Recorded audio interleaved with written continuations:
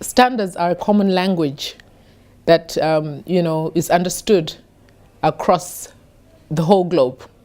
And in Africa in particular, it should be noted that as a continent with so many countries, for Africa to be able to promote inter-Africa trade, standards have to play a very important role, because when standards are not being implemented, the full value of standards cannot be realized.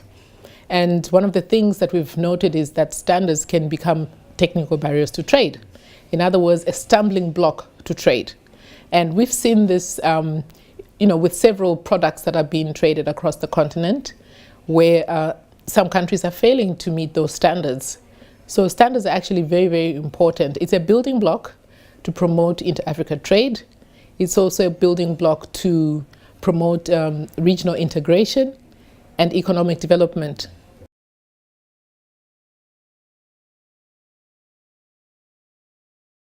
The African Organization for Standardization, ARSO, is an intergovernmental organization that was formed in 1977 after the African Organization for African Unity and UNECA realized that there's a need to form an organization that's going to be championing issues relating to harmonization of standards on the continent.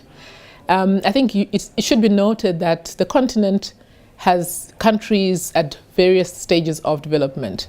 Some countries are way out there, having done a lot of investments in quality infrastructure.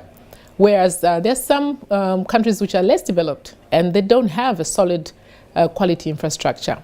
So the role of ARSO is to support these countries to make sure that we harmonize standards across the continent in order for us to promote inter-Africa trade.